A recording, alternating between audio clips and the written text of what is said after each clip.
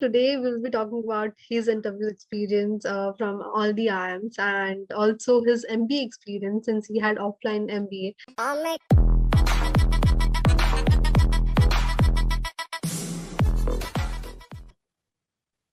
Hello everyone, welcome to CATKing. I'm Alsudike, and today we have Kaushal with us, who has done his MBA. He's an MBA graduate from 2017 batch, studied from IIM Bangalore. And today we'll be talking about his interview experience from all the IIMs and also his MBA experience since he had offline MBA.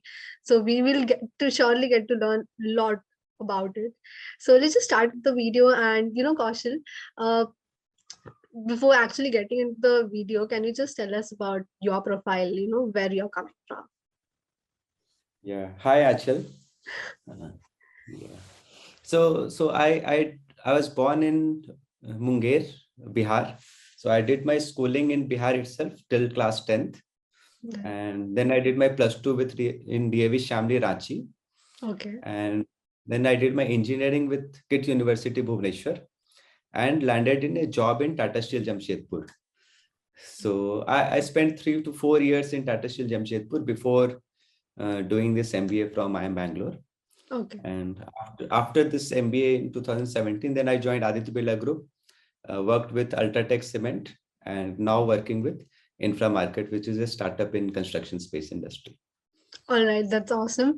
Since you had an WorkX, can you just tell us about your MBA experience since it was an offline MBA, right? How different it was from the others. Since we have like online MBA, what are we missing out on actually? Okay.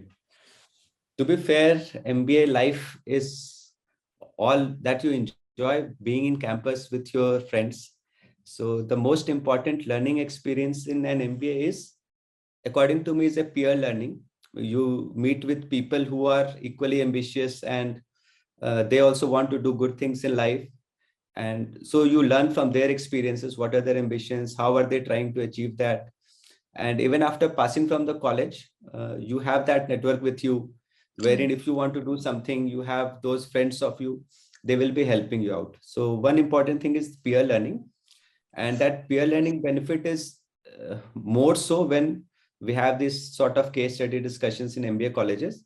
So you say something, someone else tells something, and then outside the college, you all discuss, why did you have this opinion? I had this opinion and all that. So that is one thing which I liked very much in our MBA college. The discussions while walking in the campus after dinner and all that. So those discussions, knowing about each other and all those things are very important. So the professors, the content and all those things are anyway must be similar in both online courses and MBA courses. But this is one thing which I think people who are missing offline MBA.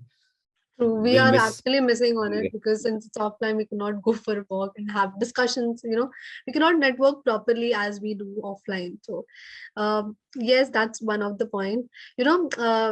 I'm sure you have a very interesting story to tell our students about your interview experience because you actually gave interview twice, right? Like in 2013 also and 15 also. So can you just take us through the both of the interview experience for IIM Bangalore? What exactly happened? What went wrong and what did you learn? Yeah. So yeah, 2013 was the first time when I cracked most of the MBA interviews.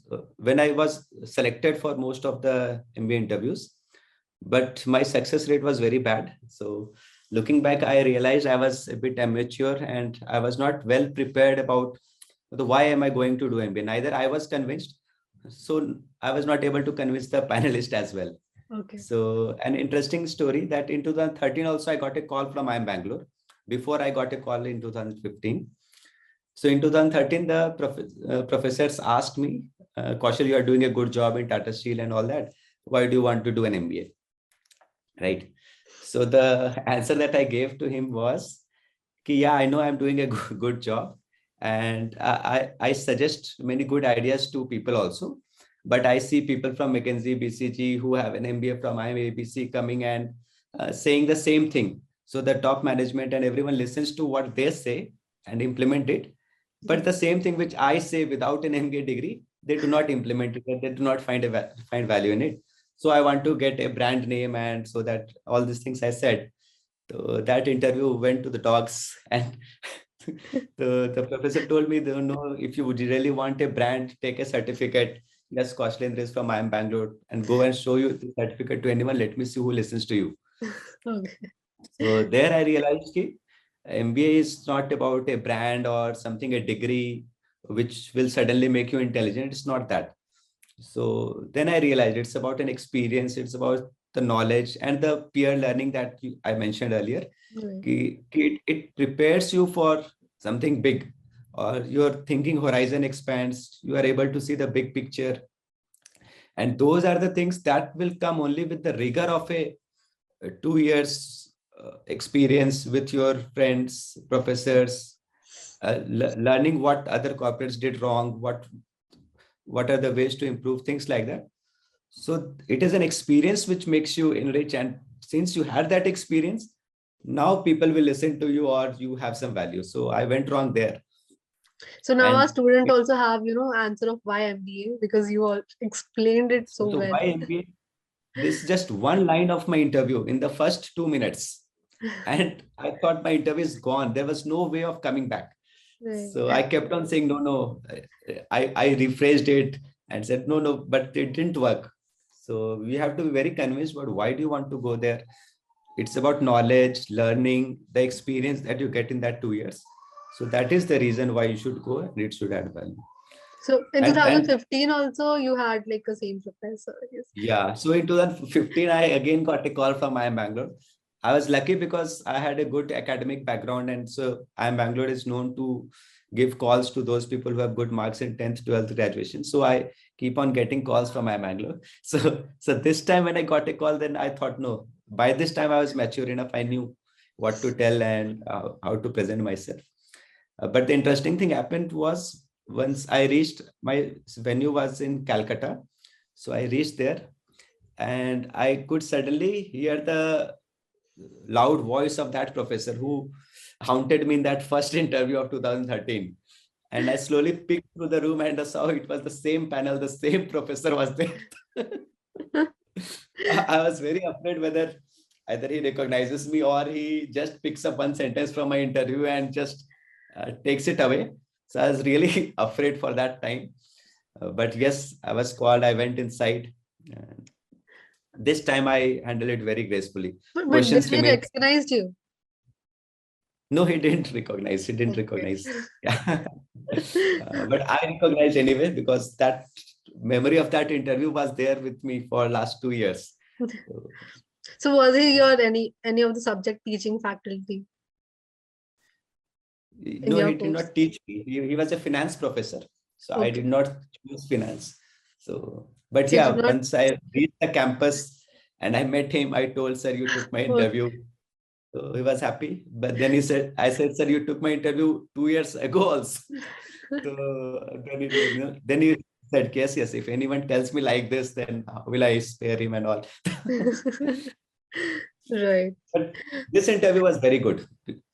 The questions remained same. Typical question. First, they start with your name and meaning of the name and all that. And are you aware about your native place? What is the historical importance of that place? So I was from Munger. Munger is known for yoga ashram, and it's known for in Karn got a piece of land, Ang Pradesh. Right. So it has all its historical importance. So whether I was aware of all those historical importance or not, so all those things. And then comes why MBA, as usual. You are doing a good job, you're earning this much. Why do you want to do an MBA and all that? So there, when I said I want knowledge, that experience, that peer learning thing, and that will churn me into a person who will have that ability to think better. So he was very impressed with that line. So No how is life? interview. How is life after MBA? After MBA. Yeah, so one good lesson that I would like to give to all those who are doing MBA is, do not be very much scared or very much focused on what first job you get from an MBA campus. So that is not what is going to decide your life or something like that. So if you're clear about which field you want to go, suppose someone wants to become a product manager or marketing or go to any bank or consulting, then well and good. Even if you're not aware of those things, you land in some place, but then within 1 or 2 years, you will get a sense about what you like. You work in that organization. So either you'll be liking your job or you'll be liking someone other's job in the same organization, right? Or you will be liking some other friend's job in some other organization. At least in 1 or 2 years, you will get an idea about what you really want to do. And then you switch jobs within 1 or 2 years with a good experience. So like I was the one who was not very clear about which field to go into. So general management is the field for such type of people who are not very focused. Okay, where should I get into? So I went into a general management role. So Aditya Birla Group, TAS, these are the companies which provide good general management roles. The good thing is that within 1 or 2 years, I realized that I was working with Ultratech Cement, heading the digital portfolio, means designing the apps which would help the Ultratech Cement dealers and retailers to do their business better. So in doing that, I realized that there is a need for product managers in market, and I enjoyed doing that role. So then I did my work nicely and I studied a lot about what is product management and all that. Then I made switch into a proper product management role in a startup. So now I will take this path only. So it's not a matter about your first job from the campus, but the sooner you realize what you really want, the happier you will be. Sure, we will take that into consideration. What advice that you have for the students who will be appearing for the interview, or who will be giving CAT this year? Okay. So first part is about those who have already cleared that CAT exam and are preparing for that interview. So this interview is very tricky. But it's very easy to crack if a person is very genuine and he knows why he is doing an MBA. Okay. So half the battle is won. If you know why you are doing an MBA and you are able to justify your seat in that MBA college, then half the work is done. Next part is about whether you deserve to be there or not. That is what the professor will judge. So how will he judge whether you deserve to be there or not? Is whether you are aware of your surrounding. So if you are born somewhere, whether you are aware of that importance of that place. If you did a job suppose I did a job in Tata Steel. So whether I'm aware of steel industry, what are the challenges in that steel industry and how is Tata Steel placed? What is he doing? All that things. Whether you are aware of that big picture is what they are looking for. Okay. So they asked me similar about steel industry and everything. Then are you aware about what is happening in your country? Right. So suppose there is demonetization or GST, these type of things are coming up. Are you aware about what is it? Why was it brought? What are its benefits? What are its losses? What is your opinion on that? So they are more concerned about your opinion on any topic. Demonetization, what is your opinion? Was it a masterstroke? Was it a blunder? Let the news anchor shout at it. But you should be able to have your opinion, and that opinion should be very thought of. So that is what they judge. And if you have some political views also. So suppose I watched news a lot. So I was supposed to be aware about what is happening in the country in the political spectrum. So at that time, Aam Aadmi Party was emerging. So they asked me, what is your opinion on that? What are they doing? Whether they are going good or not? Why should you vote for him? Why should you not vote for him? And how do you see whether he'll succeed or not? So those things you should be at least aware. You should have an opinion. That is very important. Both you should know benefit, losses, everything. So that is important. Okay. Kaushal, thank you so much for coming in, taking out your time and, explaining this all things for us. And we are really thankful. Also, all the best, guys, for your interviews and your CAT preparation as well. If you have any questions, do let us know in the comments down below. We would be happy to help, and do like and share this video. Thank you so much. Okay, thank you.